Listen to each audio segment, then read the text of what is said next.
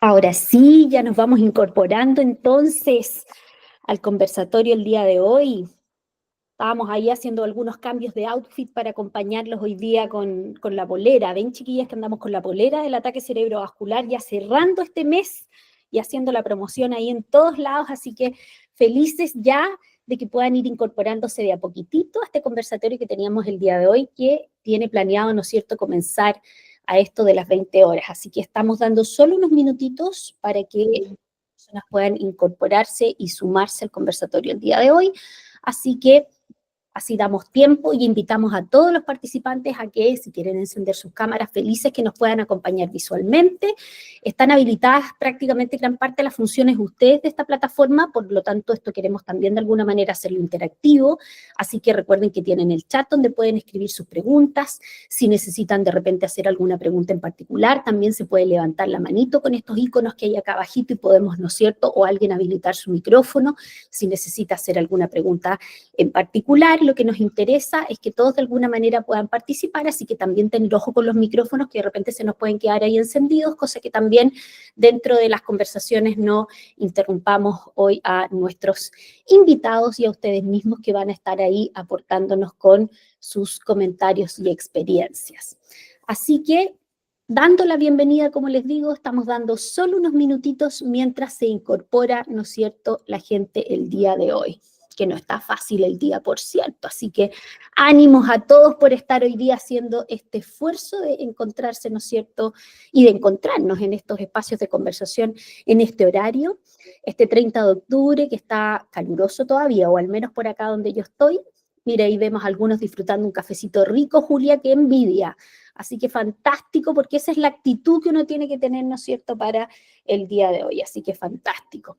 Así que, chicos, solo dando unos minutitos antes que conversemos con el conversatorio que nos va a reunir el día de hoy. Así que es el minuto de justamente de estar con el cafecito, los vasitos con agua, antes de comenzar con la sesión.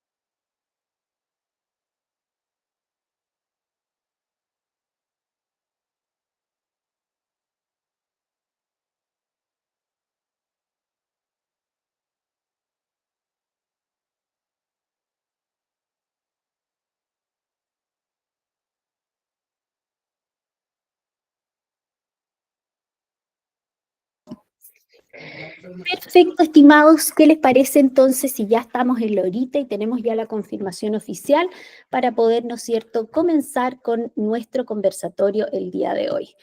Estimados, como comentábamos hace unos minutos atrás, para nosotros es un placer el día de hoy poder estar en este espacio, un espacio que hemos creado justamente para poder comenzar con ciclos de conversaciones entre profesionales, personas varias que quieran, ¿no es cierto?, compartir ciertas temáticas de relevancia y que en este caso en particular vienen a poner un sello dentro de las actividades y acciones que se están realizando de este que llevamos aquí, ¿no es cierto?, bien en el corazón, que es este mes del ataque cerebrovascular, en donde a través de la Asociación Chilena de Enfermedades Vasculares Encefálicas, ACEVE, contamos, ¿no es cierto?, la posibilidad de estar el día de hoy y estar en este espacio, que desde ya les agradecemos a todos aquellos que nos acompañan por el esfuerzo y por las ganas, que todos los que están aquí de alguna manera están vinculados de alguna manera, con alguna experiencia, ya sea porque profesionalmente o personalmente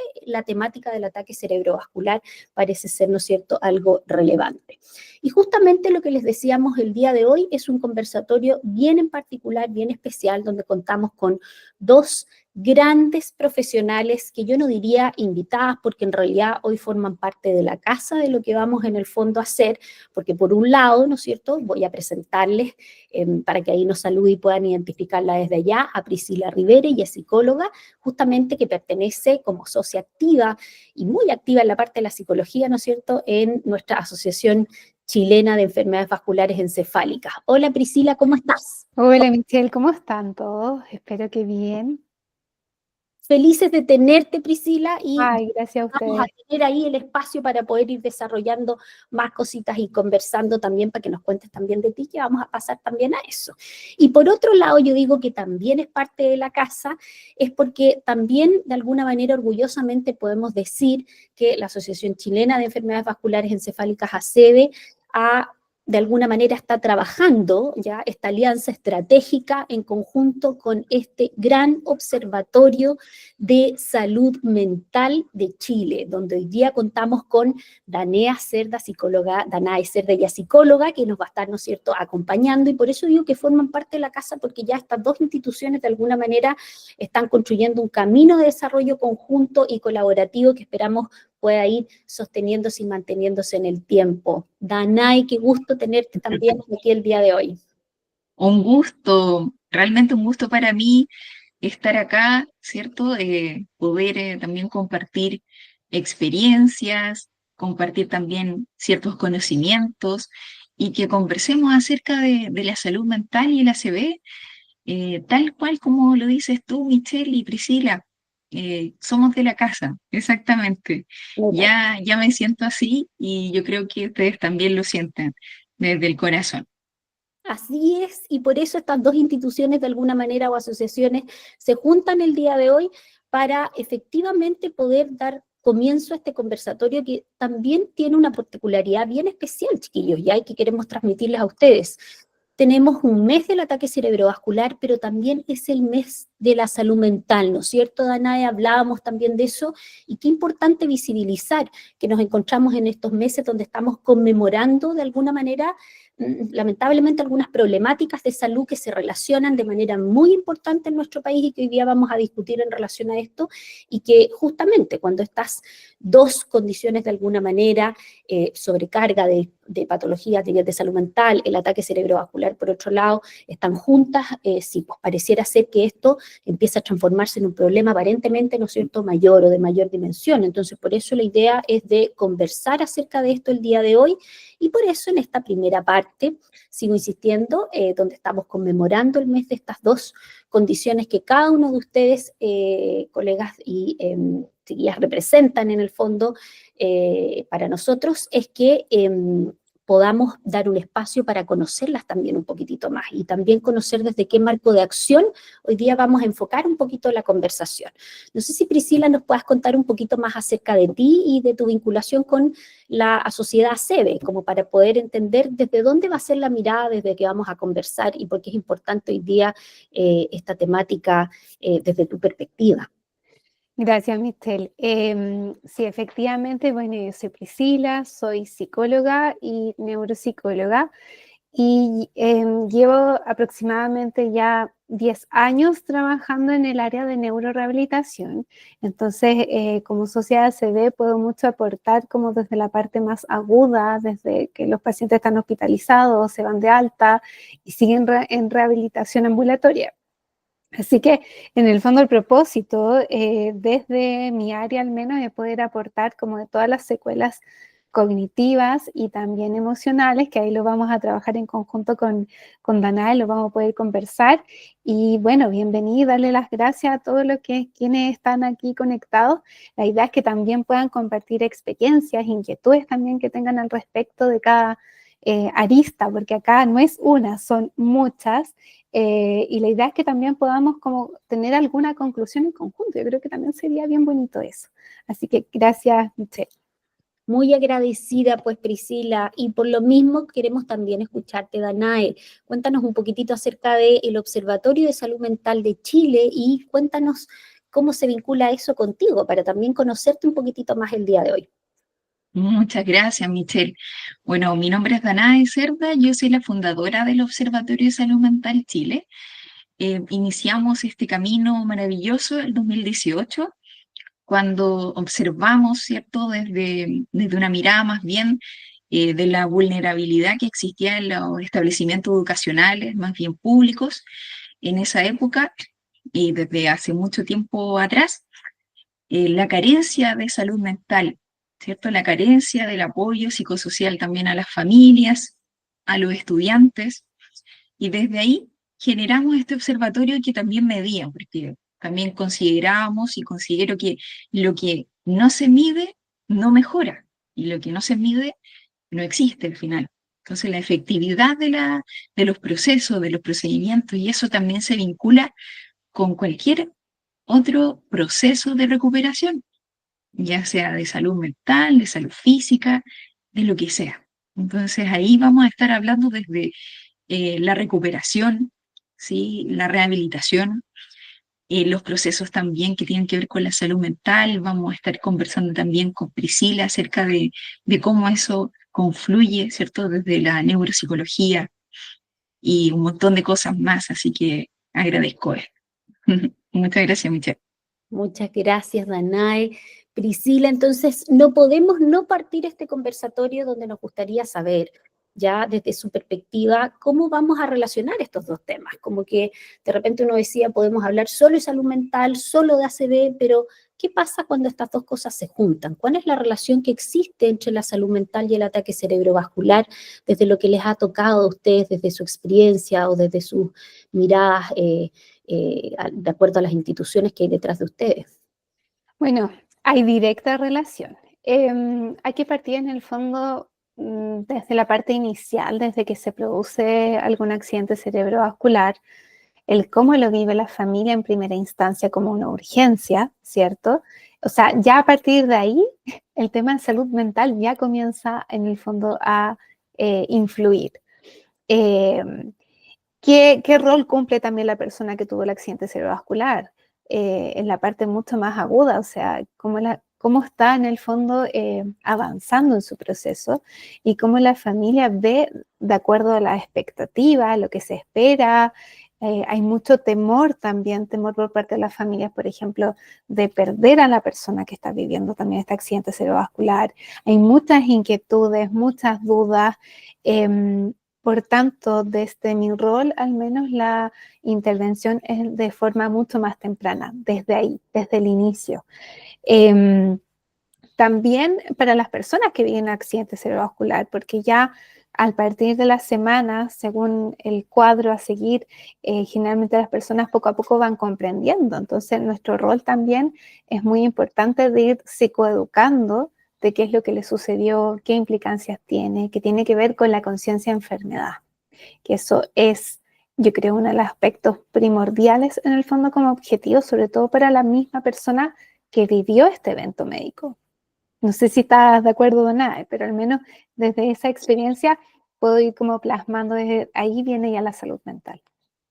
Se Sí, gesta. totalmente de acuerdo, porque finalmente también, bueno, hay un aspecto multifactorial. Tiene que ver la familia, tiene que ver, bueno, las dinámicas familiares, ¿cierto? Se alteran, cambian, ¿cierto? Para bien, para mal, dependiendo cómo sea esta dinámica, qué rol, como decías tú, cumpla la persona afectada. Todo esto va a significar de alguna u otra forma un impacto de mayor o menor intensidad en todo el grupo familiar, no solo en la persona afectada físicamente. Entonces, desde la salud mental, también podemos decir que desde el paciente en sí, desde el individual, hay entre un 40 y un 60% hay una prevalencia de depresión y ansiedad de pacientes post-ACV. Eso quiere decir, y además, entre paréntesis, eso, sin tratamiento hay un 45%.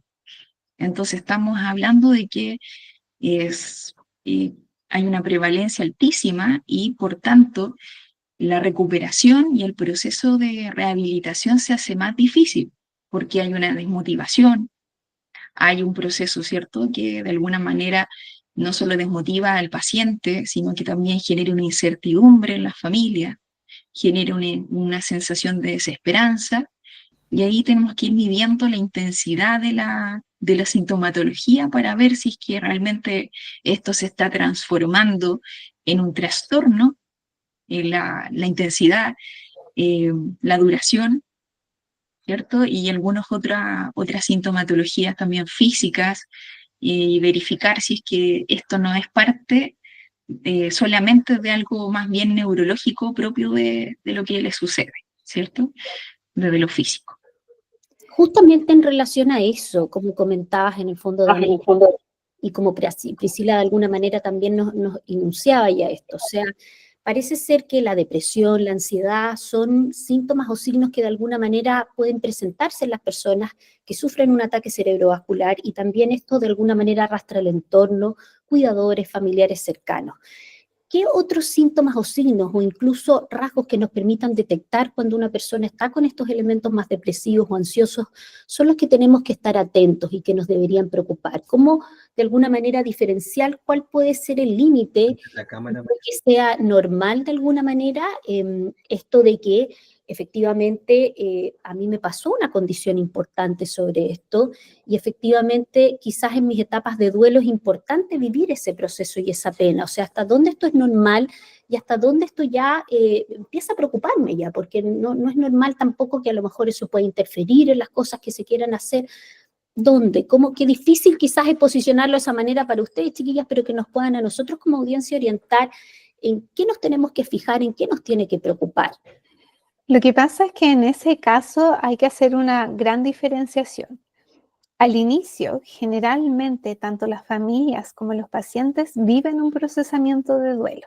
O sea, estamos en un proceso todavía adaptativo de ir reconociendo todo lo que está ocurriendo y los cambios que se van generando a nivel funcional, ya sea motor, ¿cierto? Funcionalidad básica, como caminar, ¿cierto? Ir al baño, poder hablar en algunos casos con pacientes que tienen algún trastorno de lenguaje, como las afasias. Entonces, en la primera parte, al menos en el inicio de todo este proceso, todavía no podríamos estar hablando de algún cuadro ansioso, de algún trastorno depresivo, estaríamos hablando más de un trastorno adaptativo. Y el trastorno adaptativo tiene que ver específicamente con este procesamiento de duelo, de qué es lo que estoy entendiendo, qué estoy perdiendo, tanto paciente como familia. Yo creo, desde mi experiencia, ahí Danae, no sé si concuerda, porque todo esto también es muy a libertad, pero desde mi experiencia yo puedo decir que ya cuando los pacientes se encuentran en una rehabilitación mucho más de baja complejidad, donde ya estén en casa, están recibiendo rehabilitación domiciliaria o yendo de forma más ambulatoria, podríamos ir ya hablando si esto se convirtió en un trastorno al menos ansioso o en un trastorno depresivo. Ahí tenemos por ahí, no sé si nos comenta Michelle. Sí, efectivamente, esto también ha ido moviendo ahí un poco la conversación. Nos comentan ahí en qué momento puede hacerse pesquisa de estos factores de riesgo de desarrollar un trastorno de ánimo o de estrés postraumático. ¿Cómo los abordamos, sobre todo en aquellos pacientes que tienen también una comorbilidad previa en términos de salud mental? O sea, ya pesquisando de que hay alguna... ya hay un antecedente previo, por ejemplo, un trastorno anímico, la acción es de forma inmediata, ¿ya? Y eso se consigna en conjunto con psiquiatría, en conjunto con neuropsicología, si es de forma temprana, ya sean hospitalizados, ¿cierto? O ambulatorio, pero se acciona desde ya. Por eso es primordial nosotros como psicólogas, ¿cierto? También hablar mucho con la familia, comunicarnos y estar atentas a cómo ha sido el paciente, su historia previa también, cuando el paciente no nos puede contar del todo, ¿cierto? Para ver si hay antecedentes previos. Y ahí lo único que se hace en el fondo es hacer intervención temprana para que ese trastorno anímico previo no aumente con todo este cambio que se puede ir vivenciando. Exactamente. Sí, de alguna manera, desde ese punto de vista, bueno, primero contestando la primera pregunta que tiene que ver con cuáles son los síntomas, cuándo debería uno preocuparse. Es importante también agregar que hay un fenómeno, ¿cierto?, de la despersonalización y de alguna manera también como estar fuera, ¿cierto? De la desrealización también, estar fuera de la realidad, sentirse de alguna u otra forma fuera de todo. Y en ese punto estamos bajo un riesgo también de ideación suicida. También pueden presentarse esas ideas de muerte, porque la persona pierde la esperanza. Entonces ahí, bueno, y ahí lo ligo con la otra pregunta, hay que hacer un screening, ¿sí? Hay que hacer una evaluación clínica, de todas maneras hay que de alguna manera evaluar, ¿cierto? Los antecedentes, incluso familiares, incluso si existió algún otro ACV, ¿sí? Algún otro ACV que le dejó alguna otra lesión que le pudo haber provocado, ¿cierto?, algún trastorno psicopatológico y ahí generar esta vía de psiquiatría de enlace, ¿cierto?, que es muy importante en la neurología, y visualizar si realmente esto es provocado por algo físico, ¿cierto? O es finalmente provocado también por algún tema de entorno. Por lo general tiene que ver con ambos, ¿cierto? Tiene que ver con un todo, tiene que ver con cómo también está reaccionando la familia sí puede también reaccionar con tristeza, con rabia, y eso es normal. El tema es la intensidad, como les decía, ¿cierto? El tema es cuánto tiempo, el tema es si existen sintomatologías como de ideación suicida, como querer desaparecer, como ya no poder más, este cansancio, sobrecarga del cuidador, que es algo que no se toca mucho dentro del procedimiento, ¿cierto? Se toca después, como en etapas posteriores, pero es importantísimo trabajar en conjunto, tanto con la familia como con el paciente. Y uno dirá, pero ¿cómo vamos a hacer una psicoterapia a un paciente, ¿cierto?, con ACV? Si a lo mejor no se puede comunicar, pues para eso existen los pictogramas, ¿cierto? Hay ciertas cosas que uno puede utilizar para que ellos se puedan comunicar. Desde obviamente la inclusión, podemos hacer algo bien sencillo. Y ya obviamente ligado como a la tecnología, podemos ocupar herramientas digitales, ya teniendo más recursos, ¿cierto? Podemos ocupar herramientas digitales donde los pacientes puedan comunicarse con nosotros y las familias también. Entonces ahí también hay un gran paso. Otro aspecto que quisiera sumar también un poco desde ahí, yo siempre digo que las reuniones familiares son claves. Ya había mencionado en el fondo que podemos sacar los antecedentes un poco previos del paciente, y ahí uno puede ir diferenciando qué aspectos cognitivos, y cognitivos me refiero, por ejemplo, a todas las áreas que es la atención, la memoria, la capacidad de organización, ¿cierto? Que nos permite saber qué aspectos pueden estar alterados por este accidente cerebrovascular y cómo esto puede interferir también en lo emocional. Por ejemplo, un paciente que no logra precisar, por ejemplo, o no tener conciencia de enfermedad, habría que indagarse un aspecto más cognitivo o un aspecto de duelo que está enfocado más en negación. Entonces, todo esto en el fondo va oscilando. O sea, yo creo que el rol que uno tiene es muy de observación, muy de evaluación, de mucha conversación, mucha comunicación efectiva con familia, paciente, equipo también de rehabilitación, equipo médico. Y juntamente la audiencia nos planteaba también algunas inquietudes de ese tipo. Aparece también aquí algunas preguntas relacionadas con el equipo de salud, ya cómo en el fondo el resto de las personas que participan en estos equipos multidisciplinarios, idealmente interdisciplinarios, pueden identificar esto y qué herramientas tienen, qué importancia le dan ustedes al entrenamiento dentro del equipo, justamente hacer detección de esto, porque nos pasa a nosotros como rehabilitadores. Ahí viene un poco mi deformación profesional, que uno comparte mucho tiempo con, en el fondo, los pacientes, y los pacientes ya uno crea lazos en el fondo importantes y va efectivamente detectando cosas que puedan llamar la atención.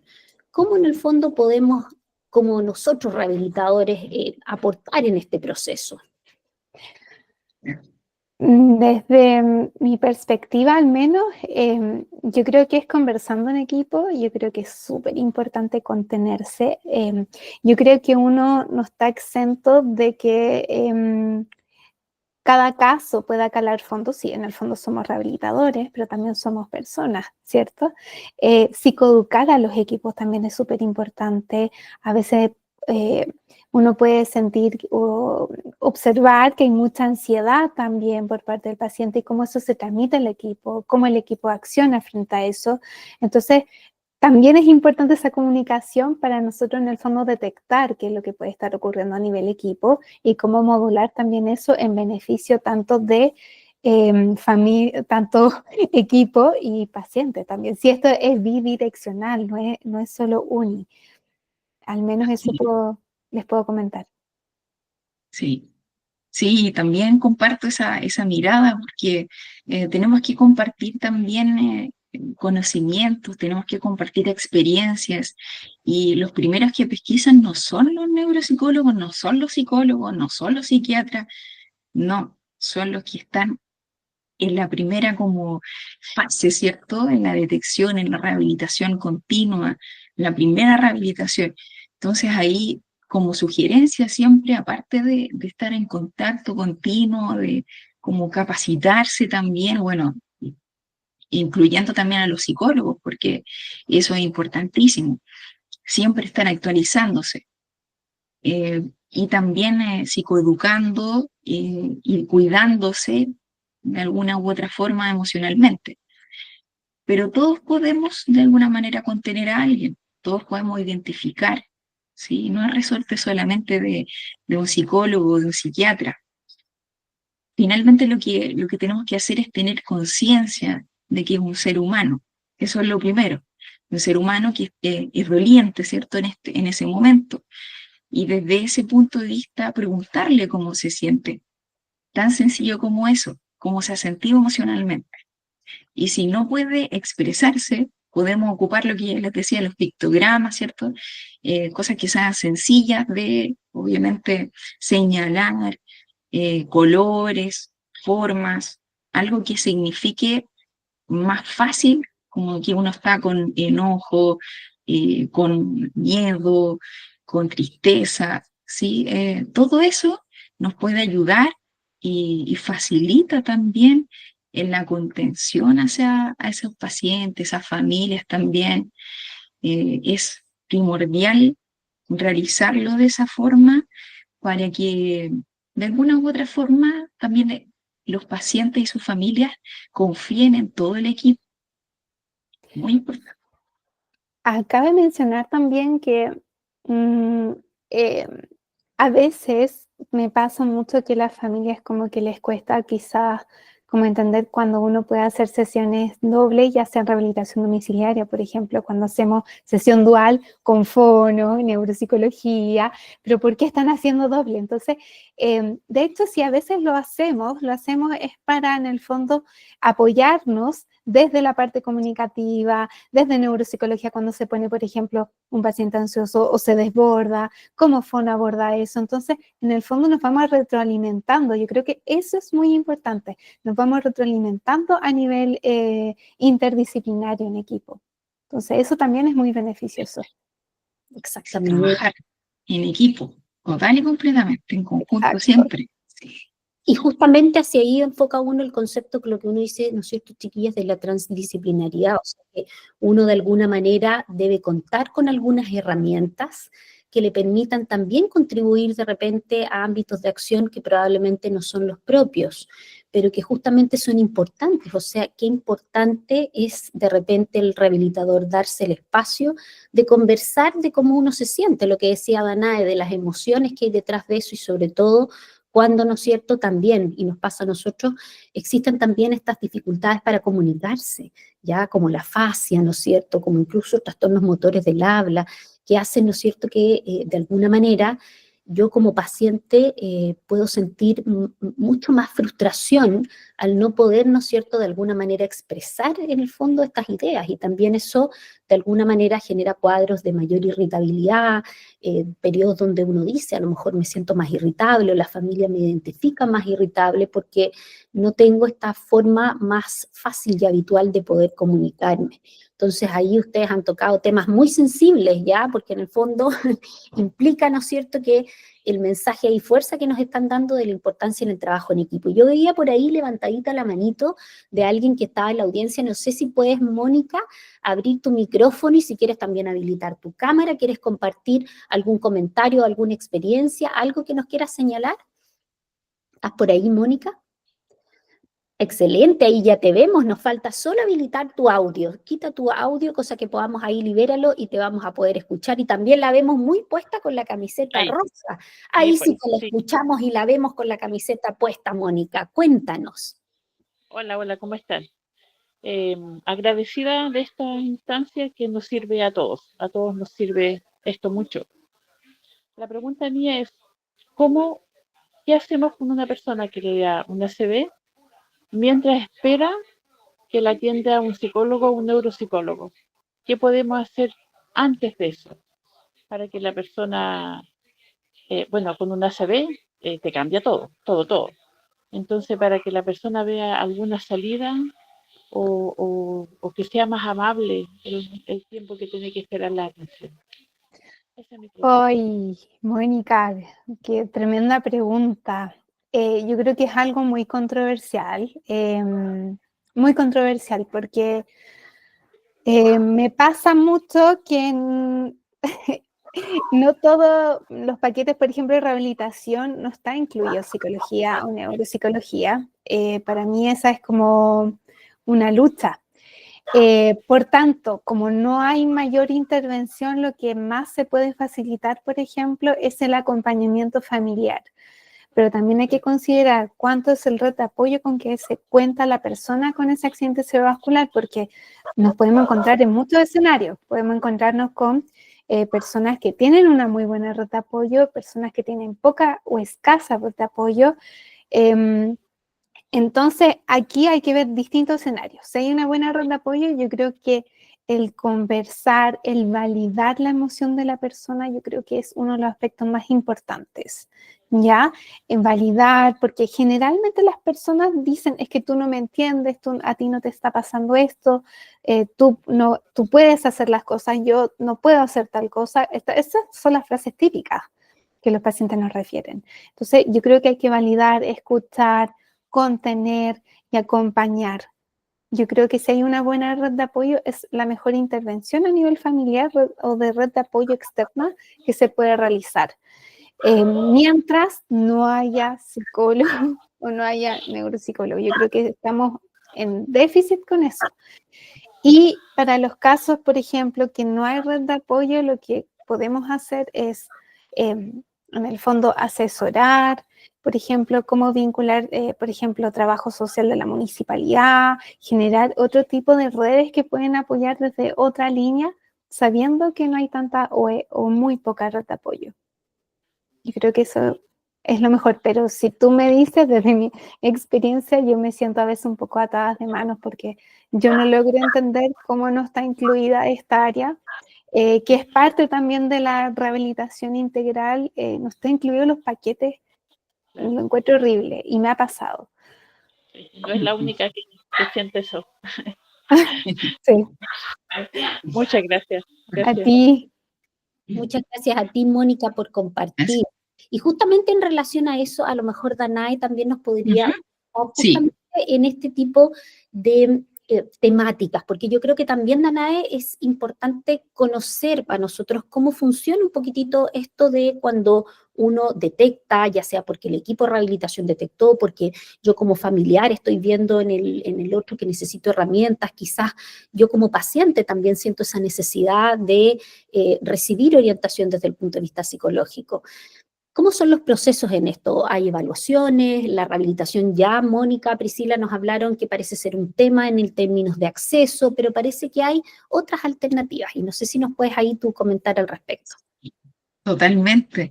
Bueno, hay alternativas que tienen que ver también con lo telemático, ¿sí? Porque las personas con ACV y no pueden a veces movilizarse, muchas veces ocurre eso, y entonces ahí tenemos que empezar a buscar, ¿cierto? Buscar alguna posibilidad de atendernos de forma telemática. Es muy importante el rol del cuidador, que tenga un autocuidado positivo, un autocuidado saludable, que si bien es cierto, están enfocados en que la persona, el paciente, salga adelante, mejore, se recupere, es relevante también que ellos se cuiden. Si no se cuidan, entonces estamos en un gran problema, porque tal como decía Priscila, la red de apoyo es fundamental, y si esa red de apoyo está débil, ya sea porque están con problemas de salud mental, porque esa red no existe o porque esa red es muy chiquitita, con mayor razón tenemos que cuidarla. Finalmente, desde ese punto de vista, también es buscar agrupaciones, ¿cierto?, de pacientes, agrupaciones de familiares con personas, ¿cierto?, que han tenido ACV. ¿Por qué? Porque ahí se genera esta red de apoyo que a lo mejor no existe en la familia, en la casa, ¿cierto? No tenemos a lo mejor algún amigo, alguna amiga, pero podemos buscar estas redes de apoyo donde alguien también te pueda compartir y podamos compartir tu experiencia, podamos compartir nuestra experiencia y podamos empatizar en conjunto en relación a cuánto, ¿cierto? A cuánto también nos duele toda esta situación y qué es lo que podemos hacer, qué planes y qué objetivos, qué metas se han planteado y cómo lo han hecho otras familias, cómo lo han hecho, cómo se han rehabilitado. Eso también puede dar una cuota de esperanza, una cuota de motivación que a veces no existe o a veces se empieza a invisibilizar. Eso es más bien. Y uno, ¿no es cierto?, estimadas, como que esto lo asocia a el contexto como más de haber pasado un periodo más agudo, más crónico del paciente, pero también uno las escucha hablar y uno dice qué importancia también esto que se dé desde la condición del hiperagudo, o sea, cuando incluso esto recién está aconteciendo, donde también es una etapa distinta, donde los pacientes, donde las familias también necesitan una contención que parece ser también distinta en la medida que el proceso va avanzando. Entonces, de alguna manera, plantear esta problemática y de la importancia del acompañamiento transversal desde cuando ocurre esto. Generalmente no estamos preparados para que estas cosas sufran, o sea, pasen y obviamente acontezcan y que y uno todavía no mide el impacto de que esto tiene en la misma persona o en la familia en el entorno inmediato. Por lo tanto, también es importante que ese proceso de alguna manera sea precoz. Ya Priscila nos hablaba y de que en Chile no tenemos estas cosas cubiertas, ¿ya? O sea, aparentemente no hay cobertura, chicas, GES de esto, ¿no es cierto? De que en el No. fondo de alguna manera esté subsidiado, y lo que comentan ustedes también, psicología no está dentro de los paquetes, y aparentemente la psicología tiene que ser cubierta del bolsillo del propio paciente, ¿o no? Efectivamente, Exacto. así, ya. Y por eso, ¿no es cierto?, todavía estamos en esta etapa que tenemos que de alguna manera estar supeditando esta ayuda a justamente otras organizaciones, otras instituciones. Y Danay, tú nos comentabas esto de la telemedicina, ya que esto de alguna manera tras la pandemia que sufrimos de alguna manera representó un sistema que en algunos casos fue único de atención, y que de alguna manera nos demostró que esta alternativa podría ser, ¿no es cierto?, algo súper viable de implementar. Cuéntame, ustedes también en el observatorio algo de eso desarrollan. No sé si pudieses hablarnos un poquito de eso al respecto, que también podría ser un excelente dato también para las personas que nos acompañan ahora y también para difundir. Sí, muchas gracias. De hecho, hemos tenido y tenemos varios pacientes que han tenido ACV y con muy buenos resultados en relación a su salud mental. También atendemos a sus familias. Eso de alguna manera ayuda, aporta a que también ellos, en vez de movilizarse, ¿cierto? Que eso también les causa dificultad en la mayoría de las oportunidades, ¿cierto? Que son personas mayores, en lo que nos ha tocado. Bueno, últimamente no nos ha tocado tantas personas mayores, eso no, hemos visto, ¿cierto?, en nuestros estudios también que actualmente se ha visto una prevalencia en las personas menores, ¿sí? Mucho menores, más jóvenes. Entonces eso también ha sido bien complejo.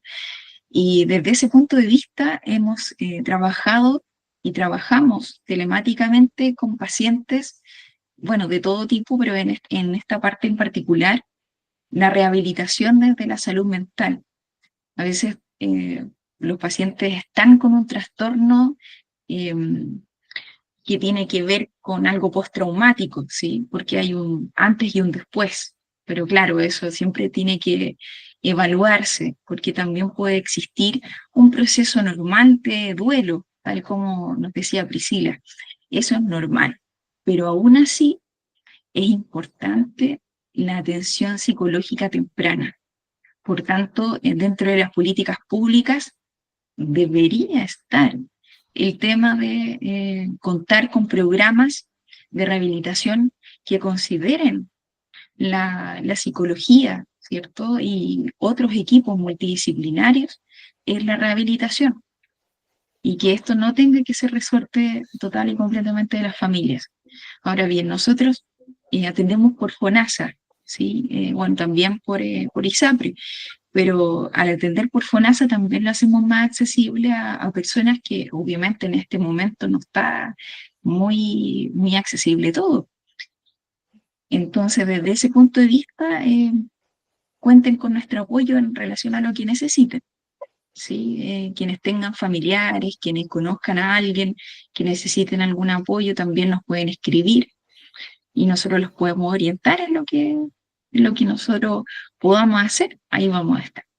Maravilloso, Danay, es una excelente noticia, así que también eso vamos a estar de alguna manera difundiéndola, pero maravillosa labor que están realizando a través del Observatorio de Salud Mental. Vamos a ir a algunas preguntitas ahora que tenemos en el chat bien interesantes. Ahí nos preguntan, por ejemplo, ¿cómo influye en el proceso de rehabilitación funcional la conciencia de enfermedad, ¿ya? Y la presencia de un trastorno adaptativo que no esté identificado.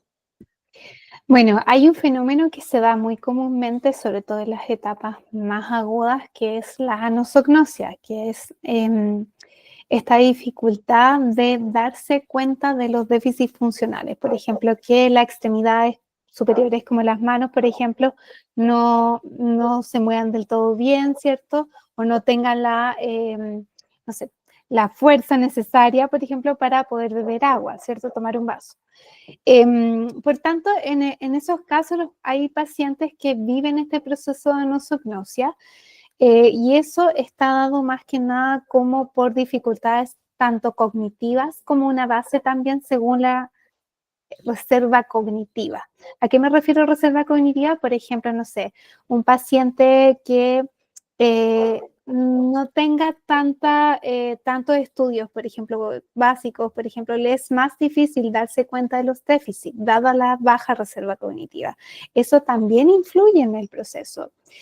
Y eso se aborda muy desde lo cognitivo-conductual en salud mental, y ojalá de forma más temprana, también in situ con la rehabilitación integral, o sea, por ejemplo, con terapia ocupacional, sobre todo en la parte funcional, qué déficit en el fondo presenta, estarle preguntando si logra en el fondo entender cuáles son las dificultades que está presentando, pero es un proceso también, o sea, la anosognosia va de la mano con el objetivo de la conciencia de enfermedad, para que después la persona pueda en el fondo vivir el duelo que corresponde, ¿ya?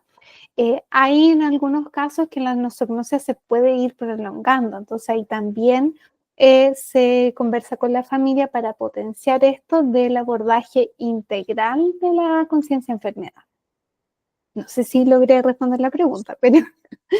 Está perfecto, en el fondo, Priscila, y se comprende perfectamente de que eso es vital y clave para poder después incluso acceder a todo tipo de rehabilitación, salud mental, la rehabilitación física, cognitiva, en el fondo comunicativa, de que de alguna manera hay que trabajar esa conciencia, ¿no es cierto?, dificultad que tú nos dices que cuando uno tiene esa conciencia igual el ánimo se afecta, viene la otra arista, que la tendencia es un poquito a deprimirse, uno dice, esta anosognosia pareciera actuar como sobreprotegiendo en unas primeras etapas, pero después es necesario, como dices tú ahí, vivir y vivenciar ese duelo para ir avanzando en el fondo en este proceso.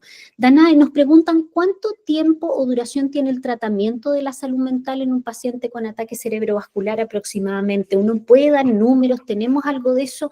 ¿O en realidad esto todavía es muy personalizado de acuerdo a las características, el trastorno? Y me imagino que muchas variables pueden influir en eso, ¿no? Sí, hay hartas variables, efectivamente que muchas, varias variables que afectan en ese aspecto. Lo mínimo que se espera para un paciente son de 15 a 20 sesiones. ¿Por qué? Porque en un comienzo tenemos que realizar esto del rapport, ¿cierto? El vínculo paciente-terapeuta, ¿cierto? Con la familia también. Y eso se genera aproximadamente, lo tenemos medido, de 3 a 4 sesiones. En la cuarta sesión ya está establecido eso. Después de eso ya se comienza a trabajar en el motivo de consulta, que obviamente tiene que ver con lo sistémico, pero se trabaja en este tipo de casos con lo efectivo, con las terapias basadas en evidencia, que es la cognitivo-conductual y la terapia de aceptación y compromiso. En esos aspectos funciona bastante bien, pero podemos estar un mínimo de un año aproximadamente, ¿sí? Un mínimo de un año, por lo que hemos visto, ¿sí? Por lo que hemos estudiado, por lo que hemos investigado. Como observatorio se realiza desde ese punto de vista, porque no solo se atiende al paciente, sino que toda su familia. Y eso es bastante complejo porque van fluctuando, también van ocurriendo situaciones, la dinámica cambia y esa adaptación en sí demora aproximadamente unos 6 meses, como aproximado, puede durar más. Así que depende de varios factores. Sin duda, ¿no es cierto? Uno se imagina que probablemente pueden haber muchas variables que puedan influenciar en eso. Nos preguntan qué pasa en el fondo o si les pasa a ustedes. ¿Tienen la percepción que son subdiagnosticados los síntomas de trastornos adaptativos en personas que quedan sin secuelas motoras? ¿Puede pasar eso?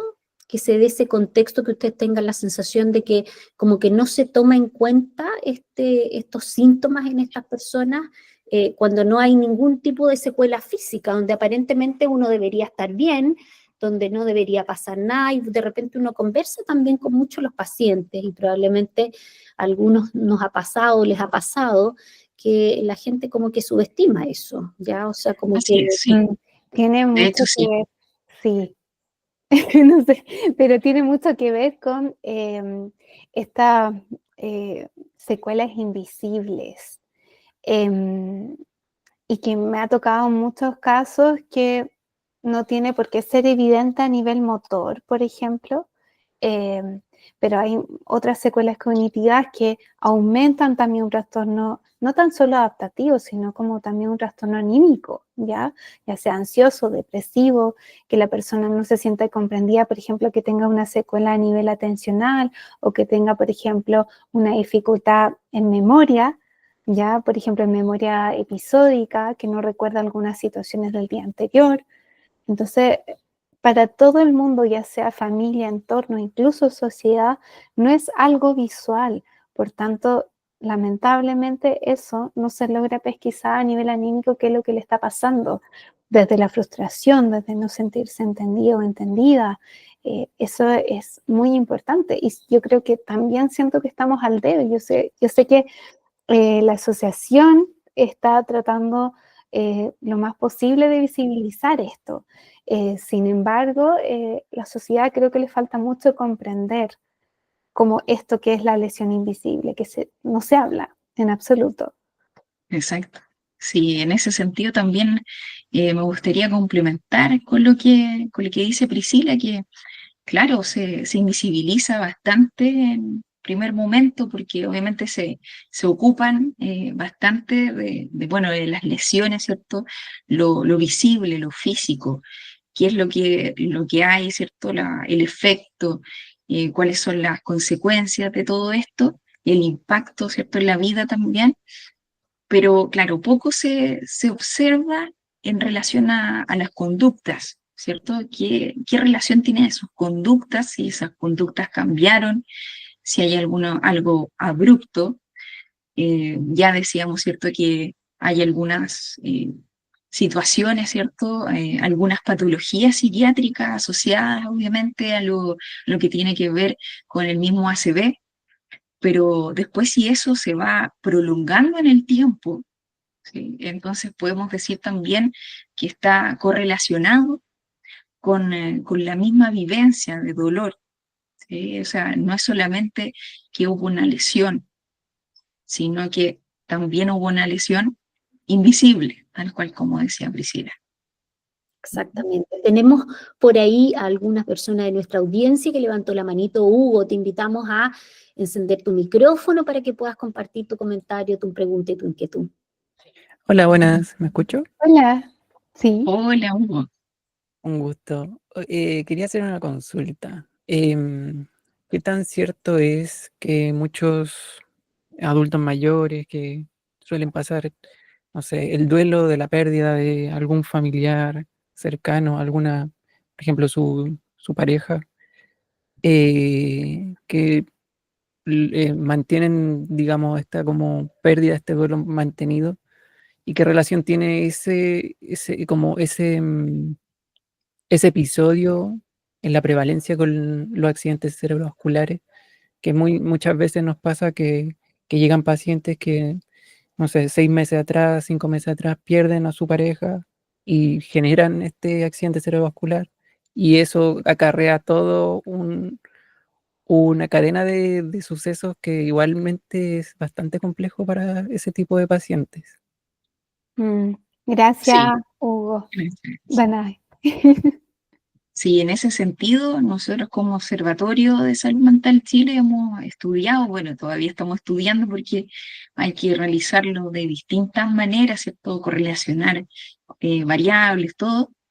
Em, por lo general, esto está correlacionado, la salud mental, el estado anímico de una persona, el trastorno que pueda tener, un trastorno depresivo, el duelo profundo, la soledad, puede generar dentro de otros factores también. O sea, tenemos que también ser bien honestos. Tienen que existir más factores, pero que hagan como, por así decirlo, la bomba perfecta. Lamentablemente es así. Y desde ese punto de vista podemos decir que sí, pero tienen que existir otros factores determinantes para que esto se genere, se desarrolle y exista este accidente cerebrovascular. Uno de ellos, bueno, es la edad, ¿cierto? Es la misma edad. Y que sea, por ejemplo, una persona, ¿cierto? Una mujer. Si son mujeres mayores, ¿cierto? Tienen más prevalencia. Y si son hombres menores, ¿cierto? Tienen también mayor prevalencia actualmente. Entonces, eso es lo que hemos visualizado desde el punto de vista de los estudios. Desde la experiencia puedo decir, por ejemplo, sobre todo el área hospitalizada, que en ese caso es más complejo, porque si es un duelo reciente, su evento médico lo va a vivir con mayor intensidad. Entonces acá pueden ocurrir dos polos, que lo viva con mayor intensidad o que simplemente venga este miedo de reeditar la situación reciente de pérdida, y recordarlo con mayor intensidad. Entonces se abren dos duelos. El duelo, por ejemplo, si es un fallecimiento reciente, ¿cierto? Con su propio duelo de este accidente cerebrovascular. Y ahí, en el fondo, la intervención también temprana es muy importante para que eso no cause, en el fondo, un trastorno anímico en la inmediatez, dada como la reevocación o la reeditación del primer evento. Ahora, también hay casos, por ejemplo, de duelos que no han sido resueltos y han pasado al menos más de un año. Ahí estaríamos hablando de otro tipo de duelo. Por ejemplo, si perdió al ser querido hace un año, ya estaríamos hablando de un duelo que ya no rebasa tanto como desde salud mental como algo tan sano, porque ya al menos posterior al año debería haberse abordado más ese duelo y no tanto reeditado como lo que ocurre con una pérdida, por ejemplo, reciente. Entonces, en ese caso, también es importante ese llamado como ante los duelos y conociéndose también así hacia uno mismo, poder también haberlo trabajado previamente. O sea, es lo ideal, entendiéndose que podríamos tener mayor acceso a salud mental, por ejemplo. No, qué interesante lo que Muchas gracias por su respuesta. Muchas gracias también Gracias. a ti, Hugo, por compartir. Fíjense qué interesante el dato. Tenemos que el 82% de las personas con ataque cerebrovascular en Chile sufren una discapacidad entre moderada a severa, de acuerdo a los datos de la última encuesta nacional de salud. 82%. O sea, tenemos Así es. claro que aquí la rehabilitación es clave.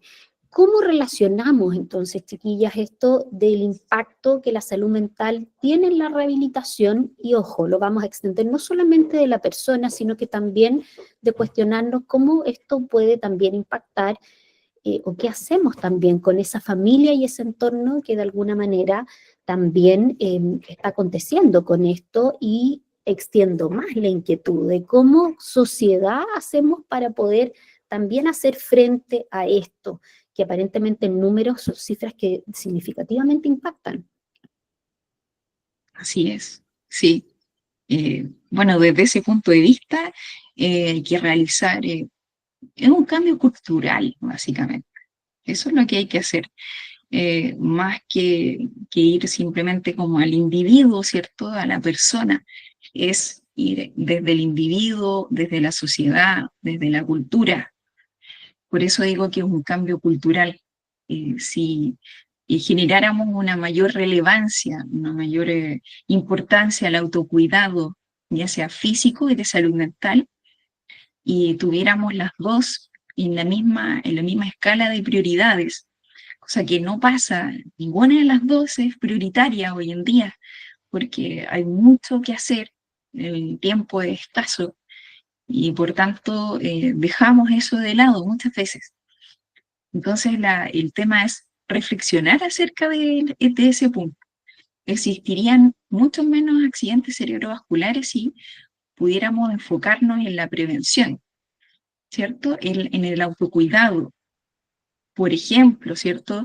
En medirnos constantemente cómo está nuestro obviamente, colesterol, si somos hipertensos, cómo estamos alimentándonos, yendo al médico, haciendo distintas cosas, yendo al psicólogo también, evaluándonos si está todo bien, preguntándonos, que eso es más simple aún. Bueno, a veces no es tan simple, pero es simple, ¿cierto? Preguntándonos cómo nos sentimos, tanto físicamente como emocionalmente. Desde ese punto de vista, tenemos que hacer ese cambio cultural. ¿No? Y es eso lo que yo observo. Yo creo que también como muy de acuerdo con Danae, y adicionando la importancia de la calidad de vida. Así Y creo es. que en eso estamos un poco al debe como sociedad, ¿sí? Así es. Hay mucha prevalencia de enfermedades de base, hipertensión, diabetes, ¿cierto? Hemos visto también que se ha psicoeducado bastante, pero pareciera ser que desde en las neurociencias, al menos trasciende más allá de las enfermedades de base. Tiene que ver con el estilo de vida. Y ahí vamos adicionando muchas cosas. La calidad del sueño, ¿cierto? Las horas laborales, el tiempo libre, la alimentación, ¿cierto? Hay muchas cosas, entonces son muchas aristas. Yo creo que todavía nos queda un desafío. La idea es seguir trabajando en esto, seguir potenciando, psicoeducando, pero por sobre todo ir mirando desde otra perspectiva también, como sociedad, hacia dónde estamos yendo, por qué está ocurriendo, por qué hay mayor indicador de accidentes cerebrovasculares. ¿Qué pasa con todo esto que son aspectos tan básicos como la calidad del sueño, el descanso, ¿cierto? La actividad física. Entonces, en el fondo, desde la perspectiva de la neurociencia, es un conglomerado. Entonces, yo siento al menos que estamos al debe, pero sí nos seguimos uniendo en el fondo, desde las distintas áreas, perspectivas y asociaciones, podemos en el fondo potenciar para que esto se vaya difundiendo aún más y generemos conciencia. Yo creo que eso en el fondo es muy, muy importante.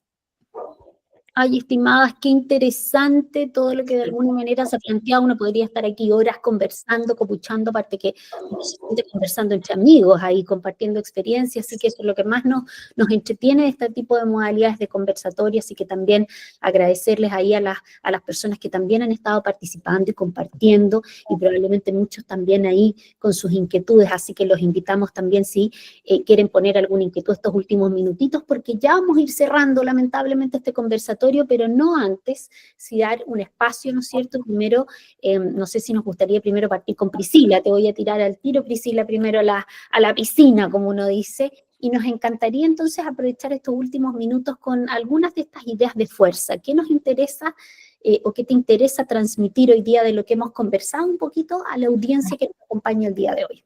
Yo quiero transmitir y visibilizar la importancia de generar, por favor, los paquetes de rehabilitación integral, psicología o neuropsicología, porque de verdad lo que más veo en el fondo es que nos falta mucho. Y no puede ser, y me pasa, no puede ser que eso no exista a nivel ambulatorio, a nivel de rehabilitación domiciliaria. Siento que eso es base. Está ocurriendo a nivel hospitalario, se está empezando a difundir más, pero todavía nos falta. Así que, por mí, luchar en el fondo por alguna política pública de integrar esta área para la salud mental, para lo cognitivo, para todo lo que hemos abordado. Maravilloso, entre lo que interesa transmitir, y se dan cuenta, la Priscila también inculcó un deseo ahí de que ojalá eso pase, así que vamos a tratar de tirar todas las energías para que se sea. Danae, cuéntanos. Bueno, para mí mi idea, ¿cierto? Mi idea fuerza es básicamente generar esta conciencia, este cambio, ¿cierto? Cultural, eh, para generar bienestar, recordar que debemos priorizarnos, ¿sí? No solo desde el aspecto laboral, ¿cierto? Desde lo que tenemos que hacer, desde lo que tenemos que cumplir, sino que también ocuparnos de nosotros, cuidarnos y recordar que si tenemos o hemos pasado por esta situación, esta condición de accidente cerebrovascular, cada paso es una oportunidad, es una gran oportunidad de poder también sanar, de recuperar, ¿cierto? La esencia de lo que también somos, de lo que sentimos. Entonces, la verdad es un llamado a mirarnos, generar conciencia, unirnos interdisciplinariamente de todas maneras. De todas maneras, también comparto y algo que también decía en un principio, generar políticas públicas específicas que den con ese punto, ¿cierto? Programas específicos, ambulatorios, ¿cierto? Donde se incluyan al tratamiento psicológico, a todo lo que se requiera para que realmente exista una rehabilitación integral. Eso, básicamente. Pero muchas gracias, pues chiquillas, por compartir. ¿Qué les podemos decir? La Asociación Chilena de Enfermedades Vasculares Encefálicas, ACEBE, y el Observatorio de Salud Mental, que hoy día se unen para, ¿no es cierto?, iniciar esta alianza a través de este conversatorio, que esperamos sean muchos más y muchas iniciativas más por compartir. No nos queda nada más que agradecer a todas las personas que nos acompañaron. A lo mejor los podemos invitar a que si pueden enciendan sus camaritas para tenerlos, a lo mejor así podemos también captar una fotografía del momento y así poder también registrar los que estuvieron presentes el día de hoy, que nos estuvieron acompañando, aunque la jornada no era fácil. Estamos previos a un fin de semana largo, por lo tanto hay mucho esfuerzo detrás de cada uno de los que están aquí presentes, y para nosotros es un placer el poder haber podido contar con ustedes, y sigo insistiendo, agradecer por compartir. ¿ya? Esperamos seguir viéndolos, ¿no es cierto?, en los futuros conversatorios, que los vamos a estar, ¿no es cierto?, invitando, así que para que estén atentos ahí por todas las redes sociales y por sobre todo también invitarlos a que se unan a nuestra Asociación Chilena de Enfermedades Vasculares Encefálicas, que es una asociación completamente transversal, multidisciplinaria, donde queremos que cada día más distintas profesionales puedan, no solamente el área de la salud, sino que distintas perspectivas puedan vincularse con el trabajo que estamos realizando, identificarse con estas iniciativas, y qué más bonito que terminar, como dicen por ahí, ya este mes de octubre que se está casi cerrando, este mes del ataque cerebrovascular y este mes también de la salud mental. Así que qué más bonito que cerrarlo con la participación de Danae y Priscila, que estamos profundamente agradecidos. Muchas gracias a todos por compartir y nos vamos a estar. Gracias a todos. Muchas gracias a todos. Chau, chau. Chao. Chao, chao.